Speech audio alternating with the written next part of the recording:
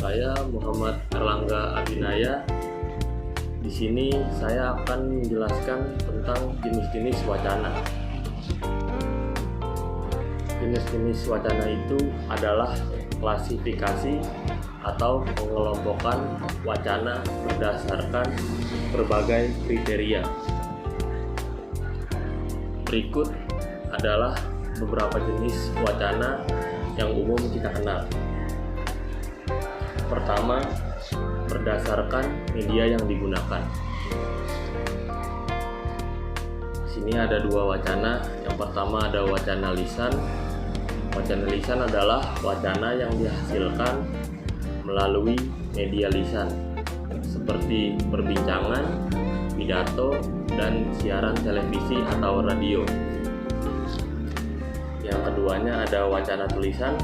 Wacana yang disampaikan secara tertulis, seperti tulisan di dalam buku, majalah, atau surat kabar yang sering kita kenal koran. Yang kedua berdasarkan fungsi bahasa. Fungsi bahasa yang pertama, wacana ekspresif adalah wacana yang bersumber dari gagasan penutur atau penulisan wadah ekspresi seperti pidato. Wacana patis adalah wacana yang bersumber pada saluran untuk memperlancar komunikasi seperti perkenalan dalam pesta. Wacana informasional adalah wacana yang bersumber pada pesan atau informasi seperti berita dalam media massa. Wacana estetik adalah wacana yang bersumber pada pesan dengan tekanan keindahan seperti puisi dan lagu. Wacana direktif, wacana yang menyasar pada tindakan atau reaksi penutur atau pembaca, contohnya seperti panduan atau kiat-kiat. Berdasarkan saluran komunikasi, wacana naratif adalah wacana yang memiliki alur, peristiwa, dan tokoh.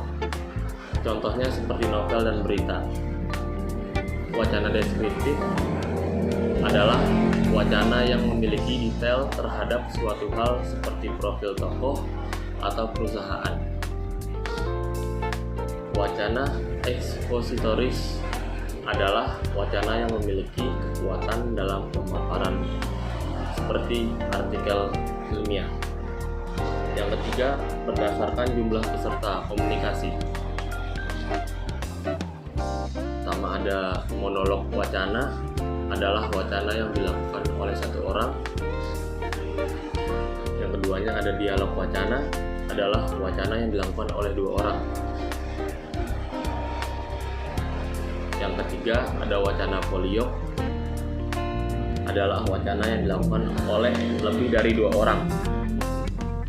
Wacana deskriptif adalah jenis wacana yang menggambarkan atau melukiskan suatu objek atau situasi secara detail dan terperinci. Wacana deskriptif bertujuan untuk memberikan gambaran yang jelas dan mendetail tentang suatu objek atau situasi sehingga pembaca dapat membayangkan objek atau situasi tersebut secara imajinatif. Beberapa ciri-ciri deskriptif adalah sebagai berikut. Menggambarkan suatu objek atau situasi secara detail dan terperinci, menjelaskan sifat fisik atau karakteristik suatu objek atau situasi, menggunakan kata-kata yang deskriptif dan menggambarkan objek atau situasi secara visual, menggunakan majas atau metafora untuk memberikan gambaran yang lebih hidup dan menarik. Contoh wacana deskriptif adalah deskripsi tentang suatu tempat, orang, atau benda. Wacana deskriptif dapat digunakan dalam berbagai jenis teks seperti deskripsi dalam novel, laporan, atau artikel. Wacana deskriptif juga dapat digunakan dalam berbagai media, contohnya seperti tulisan atau presentasi. Sekian dari saya, terima kasih. Assalamualaikum warahmatullahi wabarakatuh. Saya Sultoni. Saya ingin mempresentasikan materi tentang wacana argumentatif. Wacana argumentatif. Wacana argumentatif adalah jenis wacana atau teks yang digunakan untuk mempresentasikan argumen atau pendapat yang bersifat persuasif atau meyakinkan. Dalam wacana argumentatif, penulis atau pembicara berusaha untuk mempengaruhi pendapat pembaca atau pendengar dengan menggunakan argumen yang kuat atau bukti yang mendukung. Berikut saya sebutkan komponen utama dalam wacana argumentatif. Yang pertama itu ada tesis. Tesis adalah pernyataan yang berisi pandangan atau pendapat utama yang ingin disampaikan penulis. Tesis ini menjadi fokus utama wacana argumentatif. Yang kedua itu ada argumen. Argumen adalah alasan atau justifikasi yang digunakan untuk mendukung tesis. Argumen ini harus didukung dengan bukti yang relevan dan logis. Yang ketiga ada bukti. Bukti meliputi informasi, data, fakta atau contoh yang konkret yang dapat digunakan untuk mendukung argumen. Bukti ini membantu memperkuat persuasi dalam wacana. Komponen utama dalam wacana argumentatif yang keempat itu refutasi. Refutasi ialah pertimbangan terhadap argumen atau pandangan lawan yang mungkin ada. Penulis juga mencoba untuk membantah atau merespon pandangan lawan. Yang kelima itu kesimpulan, penutupan wacana yang merangkum kembali tesis dan argumen utama serta memperkuat kesan persuasif. Ya, wacana argumentatif bisa ditemukan dalam berbagai bentuk seperti esai, artikel, pidato, atau bahkan dalam percakapan sehari-hari. Tujuannya adalah untuk mempengaruhi atau meyakinkan pembaca atau pendengar tentang suatu pandangan atau pendapat tertentu melalui penggunaan logika dan bukti yang kuat.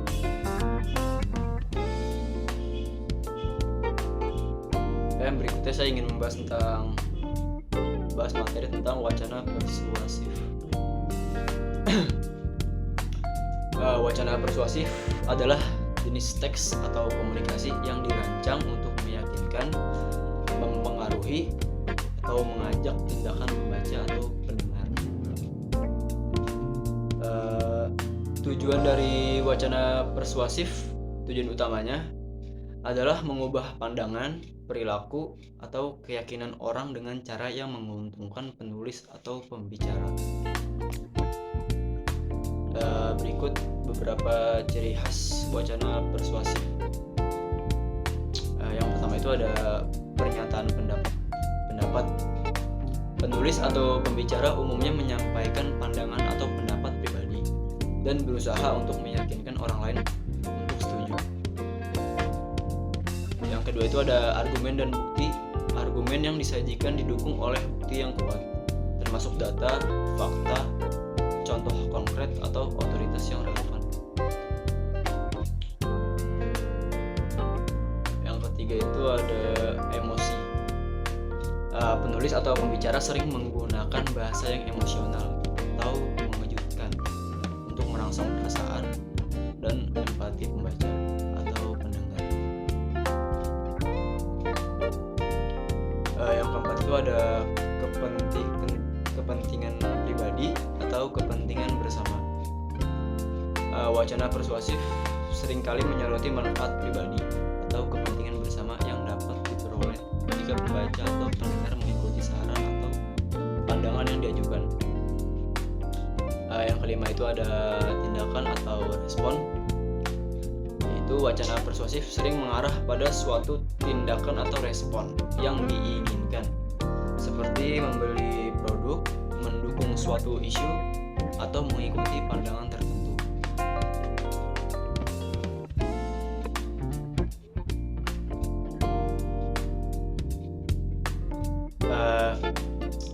Berikut contoh wacana persuasif. Yang pertama itu ada iklan. Yang kedua ada pidato politik. Yang ketiga ada surat penawaran. Yang keempat ada esai opini, dan banyak bentuk komunikasi lainnya yang bertujuan untuk mempengaruhi orang lain.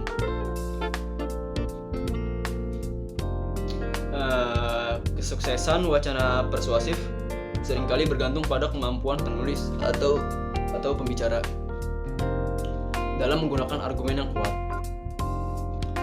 bukti yang meyakinkan, dan daya tarik emosional untuk mencapai tujuan persuasifnya.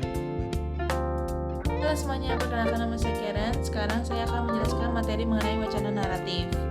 Wacana naratif adalah jenis wacana yang menceritakan suatu peristiwa atau kejadian. Wacana naratif dapat bersifat faktual maupun imajinatif. Pertama, ada ciri-ciri wacana naratif. Ciri-ciri wacana naratif terdiri dari 6. Pertama, adanya peristiwa atau kejadian yang diceritakan. Adanya tokoh yang terlibat dalam peristiwa atau kejadian tersebut. Adanya latar tempat dan waktu terjadinya peristiwa. Adanya alur yang menggambarkan urutan peristiwa, adanya konflik yang terjadi dalam peristiwa, dan adanya penyelesaian konflik dalam peristiwa atau kejadian tersebut. Kedua, ada unsur-unsur wacana naratif. Unsur-unsur wacana naratif ini ada 5. Pertama, peristiwa atau kejadian. Peristiwa atau kejadian adalah hal yang terjadi dalam wacana naratif. Peristiwa atau kejadian ini dapat berupa peristiwa nyata maupun peristiwa rekaan. Kedua, tokoh. Tokoh adalah orang atau makhluk yang terlibat dalam peristiwa atau kejadian dalam wacana naratif. Yang ketiga, ada latar. Latar adalah tempat dan waktu terjadinya peristiwa atau kejadian dalam wacana naratif. Yang keempat, ada alur. Alur adalah urutan peristiwa atau kejadian dalam wacana naratif. Dan yang terakhir adalah konflik. Konflik adalah masalah atau rintangan yang dihadapi oleh tokoh dalam wacana naratif. Selanjutnya ada macam-macam wacana naratif. Macam-macam wacana naratif di sini saya beri contoh ada 4. Pertama ada cerita pendek, cerita rakyat, novel, dan biografi. Cerita pendek ini adalah wacana naratif yang pendek dan hanya menceritakan satu peristiwa atau kejadian. Sedangkan novel adalah wacana naratif yang panjang dan menceritakan beberapa peristiwa atau kejadian. Cerita rakyat. Cerita rakyat itu adalah wacana naratif yang berasal dari masyarakat dan diceritakan secara turun-temurun. Dan yang terakhir ada biografi. Biografi itu adalah wacana naratif yang menceritakan kisah hidup seseorang. Selanjutnya ada contoh-contoh dari wacana naratif yang barusan saja saya sebutkan. Pertama ada dari cerita pendek yaitu Si Kancil dan Buaya. Dari novel ada Laskar Pelangi. Dari cerita rakyat ada Cinderella. Dari biografi ada The Autobiography of Malcolm X. Dan yang terakhir dari anekdot ada Pesawat yang Terlambat. Dan yang terakhir adalah pemanfaatan wacana naratif. Pemanfaatan wacana naratif ini ada 3. Pertama, hiburan, pendidikan, dan sosialisasi. Kalau di hiburan misalnya cerita rakyat, dongeng, dan anekdot. Kalau pendidikan misalnya biografi, sejarah, dan berita. Dan yang terakhir dari sosialisasi adalah misalnya iklan dan propaganda. Berikut adalah penjelasan materi dari saya. Semoga bermanfaat. Terima kasih. Assalamualaikum, nama saya Diva Aurelia. Di sini saya akan menjelaskan materi pola pengembangan wacana dan pola pengembangan analogi. Pola pengembangan wacana ialah satuan bahasa sempurna dan komplit karena masing-masing bagian dalam wacana tersebut berinteraksi secara selaras. Dalam satuan kebahasaan, wacana menduduki posisi tertinggi. Wacana sering digunakan dalam berbagai bidang ilmu pengetahuan seperti politik, antropologi, sosiologi, dan filsafat. Bentuk pencapaiannya bisa lewat media lisan maupun tertulis yang bersifat transaksional atau interaksional. Pengertian wacana menurut para ahli. Menurut Anton Moeliono, wacana adalah rentetan kalimat yang berkaitan sehingga terbentuklah makna serasi di antara kalimat itu. Menurut Carlson, wacana adalah rentangan ujaran yang berkesinambungan, urutan kalimat-kalimat individual. Wacana tidak hanya terdiri dari untaian, ujaran, atau kalimat yang secara gramatikal tersusun secara rapih. Menurut Cook, wacana adalah suatu penggunaan bahasa dalam komunikasi, baik secara lisan maupun tulisan. Menurut DC, wacana adalah seperangkat proposisi yang saling berhubungan untuk menghasilkan suatu rasa kepaduan atau rasa kohesi bagi penyimak atau pembaca. Menurut Syamsuddin, wacana adalah rangkaian ujar atau rangkaian tindak tutur yang mengungkapkan suatu hal subjek yang disajikan secara teratur, sistematis dalam suatu kesatuan yang koheren yang dibentuk oleh unsur segmental maupun non-segmental. Fungsi wacana. Yang pertama, wacana ekspresif. Apabila wacana itu bersumber pada gagasan penutur atau penulis sebagai sarana ekspresi maupun seperti wacana pidato. Yang kedua, wacana fatis. Apabila wacana itu bersumber pada saluran untuk memperlancar komunikasi, seperti wacana perkenalan pada pesta. Yang ketiga, wacana informasional. Apabila wacana itu bersumber pada pesan atau informasi, seperti wacana berita dalam media massa. Yang keempat, wacana estetik. Apabila wacana itu bersumber pada pesan dengan tekanan keindahan pesan, seperti wacana puisi atau lagu. Yang kelima, wacana direksi. Apabila wacana itu diarahkan pada tindakan atau reaksi dari mitra tutur atau pembaca, seperti wacana khotbah. Ciri-ciri wacana. Yang pertama, memiliki hubungan kohesi. Yang kedua, rekaman kebahasaan utuh dari peristiwa komunikasi. Yang ketiga, bisa transaksional juga interaksional. Yang keempat, medium bisa lisan maupun tulis. Yang kelima, sesuai dengan konteks. Yang keenam, satuan gramatikal. Yang ketujuh, satuan terbesar, tertinggi, atau terlengkap. Untaian kalimat-kalimat, memiliki hubungan proposisi, memiliki hubungan kontinuitas berkesinambungan, memiliki hubungan koherensi. Macam-macam wacana. Yang pertama, narasi. Narasi ialah sebuah kisah yang bisa diprinsipkan pada susunan suatu insiden atau perkara. Yang kedua, eksposisi. Ialah karya tulis yang menguraikan karya tulisnya dengan secara detail sesuatu dengan tujuan supaya bisa menyampaikan sebuah informasi dan bisa mengembangkan ilmu dan pengetahuan bagi setiap penyimak ataupun pembacanya. Macam-macam wacana. Yang pertama, argumentasi.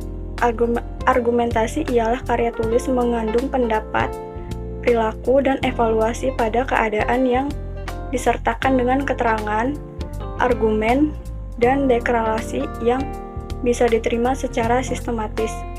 Yang kedua, deskripsi. Ialah karya tulis yang bisa memvisualkan sesuatu ataupun materi menurut hasil dari observasi, opini, dan pengetahuan dari penulis. Pola pengembangan analogi. Pengertian analogi. Paragraf analogi merupakan sebuah paragraf yang dikembangkan melalui metode induktif. Selain itu, dapat dikatakan pula bahwa paragraf analogi adalah pengembangan dari paragraf induktif. Paragraf analogi berisi tentang pembandingan antara dua hal yang berbeda, tetapi memiliki beberapa kesamaan. Cara membuat paragraf analogi harus diawali dari kesamaan-kesamaan, kemudian pada akhir paragraf dibuat kesimpulan yang berbentuk satu hal umum. Ciri-ciri paragraf analogi.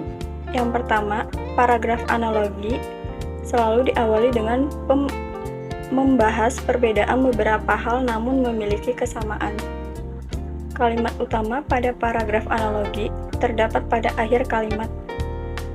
Pola yang terdapat pada paragraf analogi adalah pola khusus umum.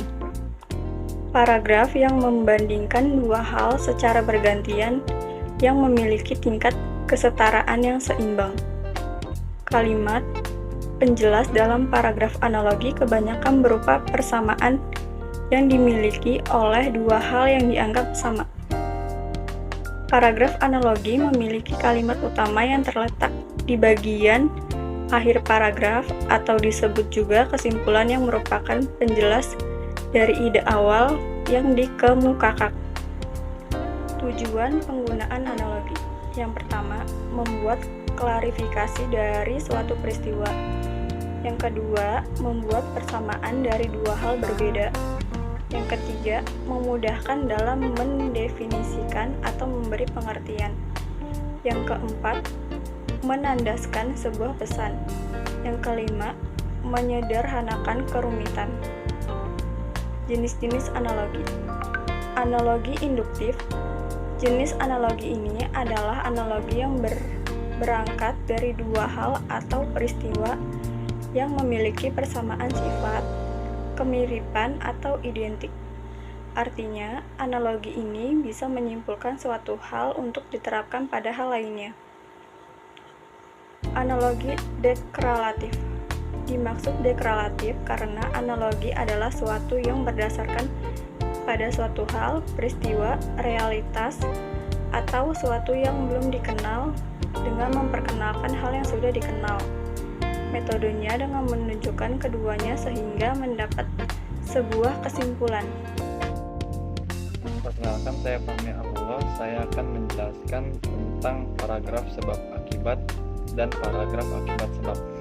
Paragraf sebab akibat merupakan sebuah jenis dari paragraf yang pengembangan dari isinya menggunakan sifat induktif.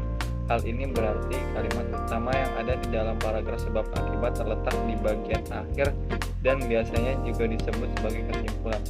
Berdasarkan pengertian di atas, paragraf sebab akibat bisa disebut sebagai paragraf kausatif karena diawali dengan fakta khusus yang menjadi sebab, lalu baru diikuti dengan fakta umum yang ditaruh di akhir dan disebut dengan akibat. Itulah sedikit gambaran secara umum tentang paragraf sebab akibat. Bagi kamu yang ingin membaca sekaligus belajar menulis paragraf sebab akibat, kamu bisa menyimak berbagai contohnya. Berikut beberapa contoh paragraf sebab akibat. Kebakaran hutan. Kebakaran hutan adalah peristiwa di mana wilayah yang terdapat banyak pohon, semak, paku-pakuan, dan rumput mengalami perubahan bentuk yang disebabkan pembakaran yang besar-besaran. Kebakaran hutan menyebabkan hutan dilanda api sehingga membuat hutan lenyap dimakan api. Dampak yang disebabkan kebakaran hutan dapat berupa positif dan negatif, tapi dampak negatif melebihi dampak positif. Penyebab terjadinya kebakaran hutan ada dua macam, yaitu faktor alam dan faktor ulah manusia. Kebakaran hutan yang disebabkan oleh faktor alam bisa berupa kekeringan, musim panas yang berkepanjangan, dan sambaran petir. Terjadinya angin yang kencang juga bisa menyebabkan kebakaran hutan. Apabila dua batang pohon bergesekan karena tertiup angin kencang, maka bisa menyulut api kecil yang menjadi besar. Kebakaran hutan yang disebabkan oleh faktor ulah manusia yaitu pembakaran hutan secara sengaja untuk membuka lahan baru, membuang sembarangan puntung rokok, dan membakar sampah di dekat hutan. Faktor ulah manusia sebagai sebab kebakaran hutan melebihi faktor alam. Sebagai contoh, 95% kebakaran hutan di Indonesia disebabkan oleh ulah manusia. Akibat terjadinya kebakaran hutan memberikan dampak yang besar untuk lingkungan, yaitu kabut asap, matinya pepohonan, binatang tidak mempunyai tempat tinggal, dan menjadi penyebab dari terjadinya banjir dan tanah longsor. Untuk mengurangi dampak dari kebakaran hutan, marilah kita bersama-sama menjaga lingkungan. Dan paragraf akibat sebab merupakan kebalikan dari paragraf sebab akibat.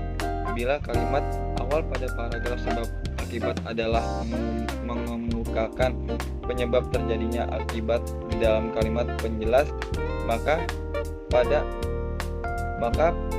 paragraf akibat sebab merupakan kalimat penjelas dan akibat berada pada awal paragraf. Berikut ini adalah contoh dari paragraf akibat sebab. Bencana banjir banyak terjadi di mana-mana. Sekarang, bencana banjir tidak hanya melanda daerah dataran rendah yang memang sudah menjadi langganan banjir, namun beberapa daerah di dataran tinggi juga dilanda musibah banjir. Kira-kira 20 tahun yang lalu, Bandung termasuk wilayah yang bebas banjir. Namun, apa yang terjadi sekarang? Setiap musim hujan tiba dan terjadi hujan deras dalam beberapa jam, sudah bisa dipastikan banyak wilayah di Bandung yang tergenang banjir. Begitu juga dengan beberapa wilayah di Sulawesi yang akhir-akhir ini dilanda banjir bandang. Padahal Sulawesi termasuk wilayah dengan jumlah hutan yang tidak bisa dibilang sedikit.